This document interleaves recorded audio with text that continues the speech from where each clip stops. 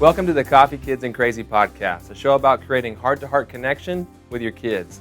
Your podcast hosts, Brittany and Seth are here to answer your biggest parenting questions so that you can become a powerful parent. So get ready for breakthrough as I welcome your hosts, Brittany and Seth. Welcome back to Coffee Kids and Crazy. Here we are here to talk again. Still talking about it. Still talking about sex. Mm-hmm. Last episode we talked about sex, porn, and culture. Yep. This one we want to talk about sex and purity. We are going to continue a little bit where we left off last episode, last month. But before we do that, we have to have our wonderful, amazing Which meme. I said last time that I would do the other meme, which this is what I was talking about because I knew we were going to have to do part 2. Mm-hmm. So we gave you the magic wand. I had the magic wand one. Mm-hmm. Where do babies come from? Yeah. It's kind of magic. Like a magic wand? Yeah, sort of. Like something like that.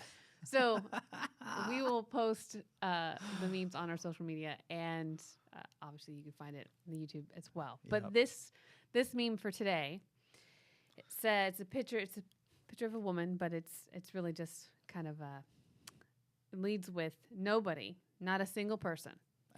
Ever. A toddler's everywhere having conversations with random people. Vagina. That's what the toddler says. That's what they say. It's a new word that they learned, Uh-huh. describing their parts, And they're gonna trying say it it out to on every everyone. random stranger they see. In the me market, vagina. In the cereal aisle next to the lady. Magic wands and vaginas. And at the my checkout gosh. aisle. And there's all sorts of wonderful things I can when only they imagine if toddlers were like, so, you have kids. learn. You have a magic wand? Do you have a magic wand? Oh, the things that are said. The reason this is so good is because we're talking about stuff that people typically think is a challenging conversation and hard. just It having is, fun it with it. is, but we need to have it. We need to have these conversations. We need to talk about these, and it's good to keep them a little bit light. It's a serious, serious topic and It's not as serious as much as it is valuable. valuable. I don't think that sex should be so serious. I don't think because it makes it sound scary. Yes. But it is Valuable. It is a valuable Necessary. conversation that we have been intimidated by. I think I don't know if it's Christianity that has been afraid of it. Oh, totally. So we should Nobody just, else is. No, they have clearly plastered it all over the planet. Yep.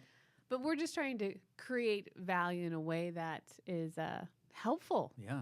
Because we shouldn't be afraid of it. Yeah. 'Cause I'm pretty sure your kids are going to grow up, get married, and have sex. Yeah. And make babies Yeah. So with the magic wand. let's and vaginas. Yep. So all right, we're gonna go into the real topic, which we left off with technology. We left off talking a little bit about, we had spoken about ads that pop up when video games that our kids are playing and or not playing. We just discussed a lot of that around technology and how we use it. Well, Lauren and I have recently made some adjustments to our technology. I know that when I was there, she was so excited about this. She's too. so pumped. She got it right when I was there. She loves it. Yeah. So I think in season 2, my season 1, Coffee Kids and Crazy season 2, I had said like my kids have iPhones, my older kids have iPhones. They gave them to us free, so we just went for it. We have really good boundaries with our kids. Our kids are very trustworthy. They've done a great job. They have a lot of freedom because of a lot of trust. But the world has also continued to evolve and change, and so. And her constantly forcing in this. And Lauren and I have started having this conversation, which we talked about last episode, is we want to use technology in a way that brings our family together, not isolates us. And technology has the tendency to go, take this in your room, all by yourself, watch your videos, play your games, do your stuff all alone by yourself all the time. And so we felt like, we want to use this to bring us together, not separate us, even though we don't feel like it's like causing extreme isolation. It's developing a culture that direction. So what Lauren did was she found this phone called the Wise phone. And so it has Not the smartphone. It's Wise. It's not smart, it's Wise. It literally only does phone, text, clock. The calendar, right? No calendar. That's the hard part for me. I haven't switched yet, but no calendar. It has maps so you can get around, and it does like a flashlight, and that's it. But it looks like a smartphone. It's on Android, but the it's excitement around a flashlight. Uh-huh. All I can think about. oh, my son, he can shake it and the flashlight turns on. So he's like, "Dad, watch." Yeah. He'll flap it around and the flashlight will turn on. And then he flaps it off. It's pretty sweet, and he loves it. So he's the first one. The hardest thing for our kids was music. So my daughter loves to listen to music. Her phone is on its way currently. We've purchased it. It's on its way. We're going to sell her iPhone. She's going to get this. But we bought them those old iPods. Oh. It's the little touch screen, but it doesn't Not it access doesn't to the have an internet. app store, no internet, no nothing. So you literally have to go buy You have songs, to remember how download to them on your computer, Going plug it in backwards. with a wire.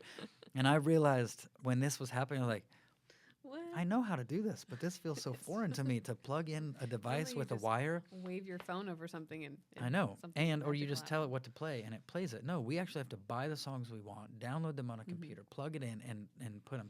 So my son has his music, my daughter's going to have her music, but then they have these phones that don't have an app store, don't have video games, don't have videos at Mhm. all. It has a camera so it can take pictures, it can send pictures, stuff like that. But The it's pretty software limited. is very limited. Yeah. For now, the software is continuing to develop, so they'll have better plans for that. But what they've created is their whole entire company is designed to protect the family. Mhm. So anything a child or a dad or a mom does on the Wise phone, they can log into the family portal and see what everyone is doing. There's no secrecy, there's no hiding. Everyone can see every picture, every text, everything, every location they've gone to. The only people This is what they've built into. The only people who can pay attention to what you're doing is the family that's connected to this plan. Hmm. Google, even though it's an Android phone, they've built it in a way Google cannot track anything that's taking place. Obviously, it's not Apple, so Apple can't track it. Yeah. It's not tracking their location. It's not tracking their activity. The only people who can see what's actually taking place on the phone is the family, Wow. not big tech. The Wise So phone. it's a Wise phone. So Okay. we really love it. My son, he's about to hit 9 Mm-hmm. right now, and he absolutely he and I have texted already 10 times this morning. We were on a phone call this morning. He just loves to call. He just gets on his phone and calls and talks old school. Yeah. He just is like, "Hey, Dad, what are you doing?" Getting ready to get up. Okay, Yeah. cool. And we just have these talks. But all that to say, last time we had conversations around technology, we talked about, hey, you're welcome to play that video game as long as you're Yep. playing with your Mhm. dad. To me, that feels very like, oh, we're using technology in a way that's bringing us together. And because someone is there with you, they can help you navigate through some of the stuff that's difficult to Yeah. navigate so that you're in charge of creating your culture still, not something else. So, all that to say, when it comes to technology, that's kind of the approach we're taking. Mm-hmm. I haven't been able to fully go yet. I have to, I'm like, You still have a. do you I need to a carry a calendar? little calendar with me where I write down the things I Your need, Palm Pilot. where I'm supposed to be? Now I might just go full on You just paper go and back to pen. paper. Just go for it and go old school. But I'm figuring out how to do that as well. Mhm. And here's what's beautiful in this is like our kids. I have it written in our notes somewhere. I don't know, but where we're gonna get to it. But our kids, like, once they didn't like that idea at first, but once they surrendered to the idea and it's happening, Mm-hmm. like they really actually like it. They feel the freedom, I believe, Mhm. that has come with. Well, you probably feel safer. Oh, totally. So there's We more feel trust safer. that's and Automatically there. and so there is this freedom that they're experiencing, which they love control. We all know this about humans. So Yes. that's got to be part Yep. of this experience for them. Yep, it is. They feel the freedom. They feel, they're not having to navigate stuff that's way beyond their age, way beyond their capacity. They're just texting whoever they want and calling whoever they want, and we feel all safe. It's Right. a good thing. Yeah. Lauren has it. She has the Wise phone. Our son has the Wise phone. Our daughter's getting the Wise phone, and I may be going that way Maybe. as well. Maybe Seth's getting the Wise phone. Yep. I think that what I'm hearing you talk about is your participation of practicing purity Mm-hmm. around this sexual culture. Mm-hmm. However it would find its way into your home. Most of the time it's through technology. Sometimes it's through their peers and different things. But right now, technology is the force that's pressing in, saying, this is what sex should look like. This is what you should want. This is what it, look at this, all these things. So you are taking an active role in protecting purity in the age group that they are. Yes. Because there's a partnership in this, but at the same time, it's not full ownership. Yeah. And that's where Delaney's more in full ownership of it. Right. At 16 years old. At 16. It's her responsibility to really manage all the freedoms and all the access and all the permission. And one of the probably biggest struggles I run into with parents with technology is taking it back once they've had it. When they've had it, or there's been trust that's broken, it's hard to take it back. Mm-hmm. And this is where I coined the phrase, you compare it out of convenience or out of character, because you have a choice. If I'm just going to, if I take this away from you, then I can't find you, then I can't text you, then how are you going to know where to go? You're going to whine at me, and that's inconvenient. There's so many things that are inconvenient for my life if I really require something different in our culture. Yeah. So Delaney. But when was the last time that convenient things were actually healthy? Convenient food Stop is at the not Quickie Mart. The most, there's nothing in there. The more convenient it is for us, probably the worse it is for us. It's and I mean, I heard a message this Sunday, and it was so good. It was all about God's, delay, and then He does things in love and delay, which is a waiting process. We don't like that ever, but there's something that grows when there's that waiting. So Delaney, a long while ago, a couple years now, but she had a phone. She managed it poorly. Mm-hmm. It was taken. Yeah. She was without a phone. I think we talked about that last year. Yeah. And that was we were in the throes of it still, somewhat, or not throes of it. It was just more, she didn't have a phone still. Yeah. For over a year, she didn't have a phone. Because you took it back. Because it was ours. Yeah. Because you can't manage it. That's okay. I'd rather us work on a million other things of your character and integrity than give you access to the entire world that's trying to convince you otherwise. Yes. And I'm okay with that. Yeah. I'm okay with, you want to talk to your friends? You want to schedule something? Here's my phone. Mm-hmm. You want to check out social media? You want to do something? Here's my phone. Mm-hmm. I'm okay with that. Yeah. I'm okay with being the odd parent. I'm okay with all of it. We don't do what everyone else is doing. Exactly. We do what God is doing with us. Exactly. So last year, around this time, we really felt like there was a shift in Delaney's ownership of her purity, her walk with the Lord. I mean, there's been so many great things that we've seen happen, and obviously the world's going cray-cray. Still's a little cray-cray. But more so than ever before. Yeah, I think. Whatever. Yes. Here we are. But our relationship changed. It was totally God. God was in all of it, and it was beautiful. But Ben and I felt, okay, this is the moment where we are giving back this trust and ownership in a new way of her purity. It felt like a release in a lot of ways where she didn't really understand what she had. So we did this purity ceremony.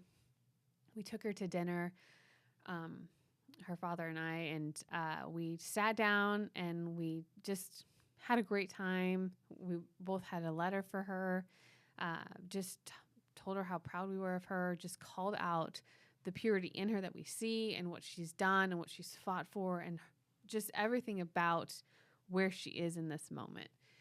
And so we give her this purity ring. And this has not been an easy place to get to. No, it's been a process. We've talked about this before on this show. I mean, it's months ago now, whenever you're listening to this, episodes back. Yeah. But this has not been an easy journey. Like had some hard Mhm. struggles with this, had some hard stuff happen, but she's made so much progress that Yeah. now you're there, you're showing her, you're having a conversation about how much she's made it through, how much she's Oh, fought yeah. for, how much she's come back, how much trust is Mhm. present again, that you're willing to give her a phone, and you're in the middle of this whole, like, we are in a completely different place than we were a year or so Yeah. ago, right? Yeah. Well, 2019 into 2020 was crazy painful. Mhm. That introduction to the end of that year and into the next year. And then again, the world went crazy. So we have fought for so many things, but the biggest thing was staying close Mhm. and building our relationship and building our trust in each other. So a year ago from now, we had this ceremony. We did all that. We gave her purity ring, which her ring is 2 diamonds and then a pink sapphire in the middle. And we said it really feels like it represents mom and dad and the Lord, and you and the Lord are in the middle of this. Like, we are rallying around you. There's a prophetic Wow. sign in your ring that when you look at it, that's what we see. Yep. And so she got her ring, and then we gave her phone, which she was. Did she know? No, she didn't know any of this was happening. She was shocked that she got her phone. And she said, I feel like you trust me more because you gave me my phone Then you did. than even this ring. Wow. Because she knows the access that comes with this phone Yeah. in a way that I'm so thankful she knows, because it's very real, the access that they have with this phone. Yeah. So we didn't give her a full phone with a phone number and everything. There were still restrictions because Yeah. we didn't want to overwhelm her with, Yeah. Here's a car. You just got your license yesterday. Right. Best of luck. It's a process of, okay, I want you to do a good job nurturing this, protecting this, and then here's more. I don't think God gives us more than we can handle, and it felt like that. So we got to her birthday this summer, and that's when we gave her a phone number. Yeah. And she was so happy because it was another layer of trust and I freedom. am doing such a good job of protecting Wow. your heart and this walk of purity that you trust me again. And it has been so profound for our relationship that we didn't just say, here you go, Yeah. and never address it again. It was, here you go. You're doing such a great job. Here you go. You're doing such a great job. And because of that, her desire to take care of our heart Mm-hmm. has grown tremendously. Yeah. And her participation in protecting this purity measure, I mean, she's the one that leaves her phone out, not in her room at night. She's the one that will come in and have conversations when there's a conversation with the boy happening. What do I do? It is fully, there's so much access to her heart Yeah. because of the process in which we chose to do this and not being influenced by the world's viewpoint. Yeah. If you love Brittany and Seth on the Coffee Kids and Crazy podcast, you'll love them on social media. We'll do clips and quotes from the show, as well as a look into their lives. Go follow them on Facebook and Instagram at Brittany Serple and at Seth Dahl. And that's, I think, a really key thing for sex and purity is not letting the world set a standard for how this is supposed to go. Yes. It's really about what is God asking Yeah. you to do with your family. Yeah. And that whole thing, too, of you witnessed the power of giving this back to her. She witnessed the power of the freedom, the trust that's there. But before that, you had to take it away. Oh, yeah. And that was hard. That removal of something like a phone is very much can be misinterpreted by a kid to go, you don't love me, you don't There's care lots about of me. those. Where actually removing a phone or changing how we use technology, changing all this stuff, making these adjustments is an act of love. That delay, that slowing down, that waiting, God saying not yet, but you're going to get this at some point. Here's what I need in order for you to get this. Whatever, God doing that is an act of love. Yep. And now your daughter goes, wow, you took away my phone a year ago or a couple years ago. I wasn't managing it well. Now you're giving it back, and she has so much appreciation, so much value, but she can also see that you taking it away that time was an act of love, Yeah. was an act of care, was the diamonds coming around the sapphire and surrounding her and holding her. Like, I think it's a beautiful thing to go, hey, why are we doing this? What is it? It's all love. It's because we love them. Yep. Yeah, take the phone. If you need to swap the phone, if you need to switch things up, even if they misinterpret it at first, and it's painful, like, well, you're on the other side of the journey now. Like, it was painful to take the phone, I'm sure, and difficult. Oh, so painful. Because there is confusion. It feels like punishment. And the language always was, until I feel safe or like a genius, I'm going to hold on to this. Yeah. It wasn't ever a no. Yeah. It wasn't ever, this is never going to be redeemable. You will get this. It was always hopeful. Yeah. It is up to you to restore this. Yep. And I am willing to let you restore this. I'm going to wait here with open arms for however long this takes. The other really fun part that happened with the purity ring ceremony is we came back to the house and there was about 30 people at the house waiting that surprised her. And we all took communion together. And then they all just prayed and prophesied over her. And some people gave her different gifts. She was just wrecked, wasn't she? She was. And it just felt like the season that we had come out the years before, it was just confirming that no matter what mistakes our kids make in the process of owning their purity walk and owning that responsibility, that there's no staining. That's the most beautiful part about Jesus, is there's no staining. Yeah. And whiter than snow. And so to be able to have a community that rallied around to say that and a way that felt tangible was just so healing for a young person, because they do feel like their lives are everything. So a mistake feels like it's forever, but to be able to remind them that there's no stains when, we give it to the Lord, it was powerful. She's been through the fire and doesn't smell like smoke. Yeah. Come on. For sure. So that's again, I think you've got to set the standard. You got to be willing to have the hard conversation. You have to be really willing to go against the grain. I don't know how many times she said, I don't have a phone number, but you can text my mom. Yeah. I don't Beautiful. have and I was afraid of are you going to feel embarrassed and we talked about that. She goes, I was at first, but it's kind of like whatever now.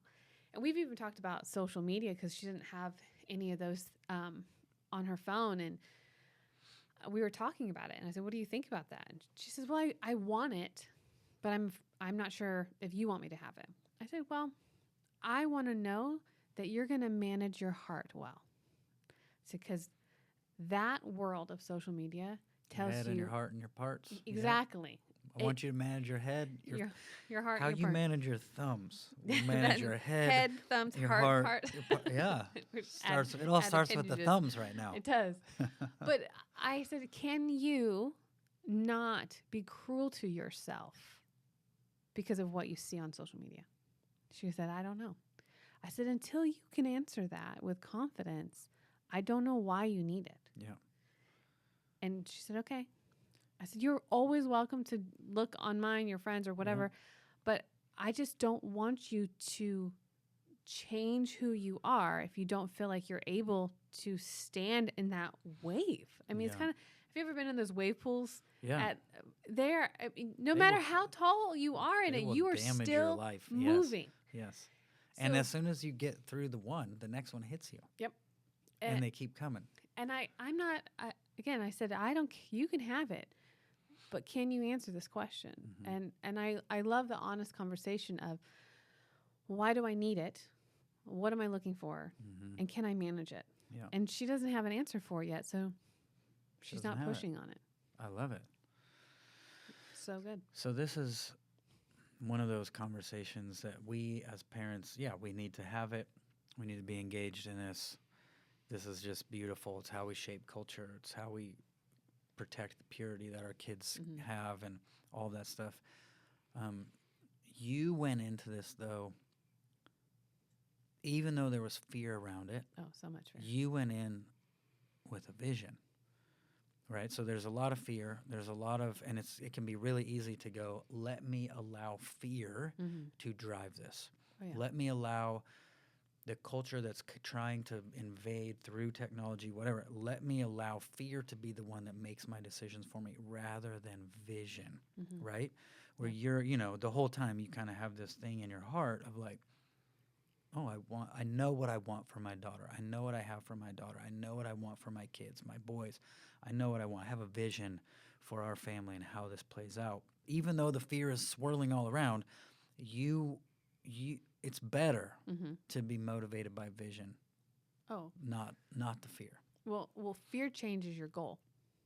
Fear puts you in a position of surviving a moment, and it actually it feels like it turns you into almost a selfish swirl. I am consumed by my fear. They're gonna die. They're gonna make a horrible choice. I'm gonna have to live with this.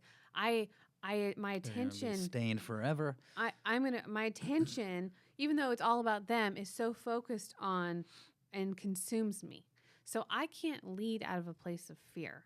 I can't lead and do anything productive when I have made fear my goal. Yeah. So I have to look at this, the sinking ship I am on. What am I going to do?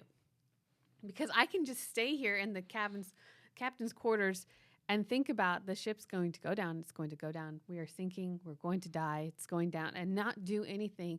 Or I can look at this going, this ship is going down. What am I going to do about it? Where's the lifeboat? Where's the lifeboats? How many people can we get on? What are we going to do? What's the strategy? What calls can I make? I mean, I have to figure out how I keep moving to get myself out of this situation. Because if I just stare at the Otherwise, fear, you're I going stay. down. Yeah. I stay in it.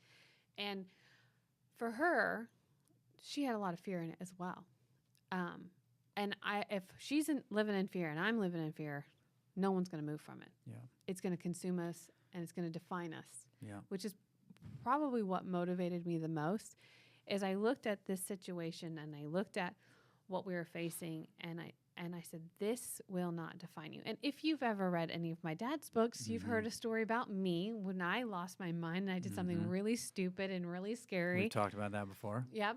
And if my parents stayed there, I would have been consumed by it. But they had a vision that said we have to think ahead. And there's a roles that shift as parents, from coaches to cops and companions. I mean, it all, we have seasons of different roles. Yes, we do. And at different times. And she's still in my home. She's not out of my home. She's not 18 yet. And so I am going to keep casting vision. And now the goal is that I hope that she partners with me. Yeah. That my vision is loud and clear enough that she sees it and goes, I want to do that, rather than I have to hold her through it. Yeah. And so I'm shooting up flares going this way, this way, this way.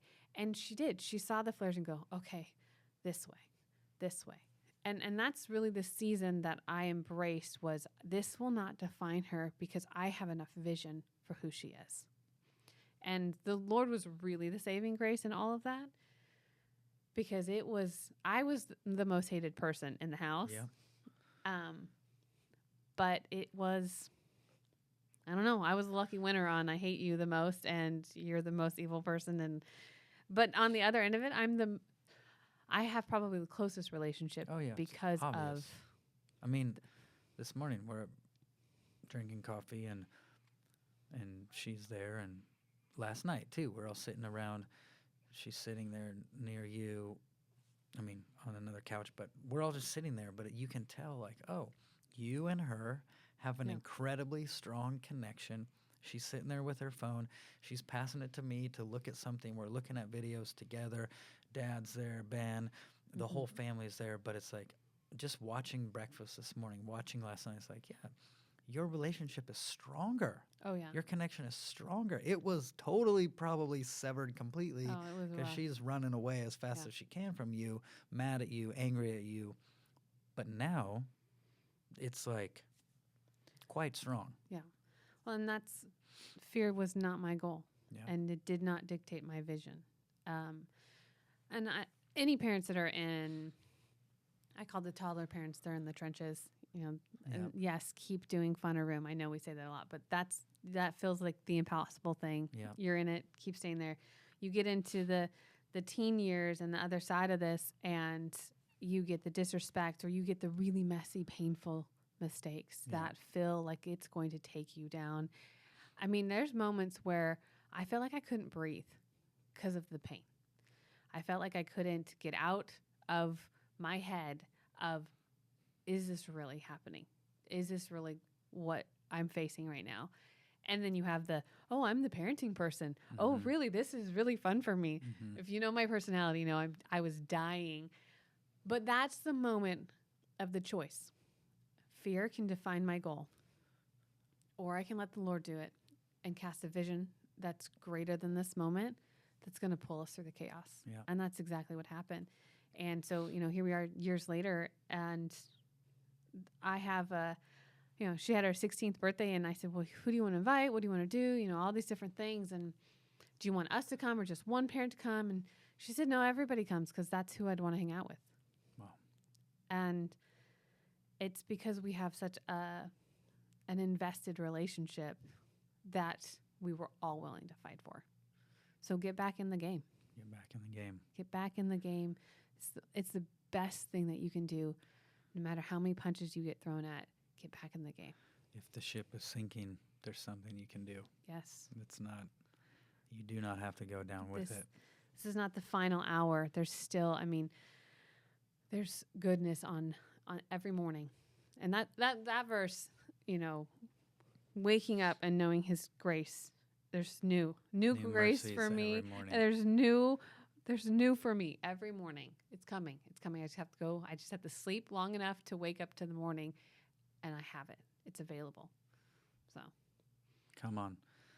Yeah, we want you to be motivated by vision as well, and actually think about this stuff, talk about this stuff, get a vision for what you want for your family, so you can make decisions, hard conversations, get the lifeboat, get the life jackets, get the people, throw them in there, and get yourself off the sinking ship. Have a vision for what you're doing with your family, with your kids, with each other, so that you can develop culture, protect purity, and define sex as the beauty that it is, and the covenant that it was designed for. Yeah. That be courageous in tackling those things, because I, on the other end of it, can guarantee it is life-changing and worth it. Yeah, so worth it. Yep. What a valuable conversation this is. All right. Well, we believe in you guys, and you've got this. We'll see you next time. Bye.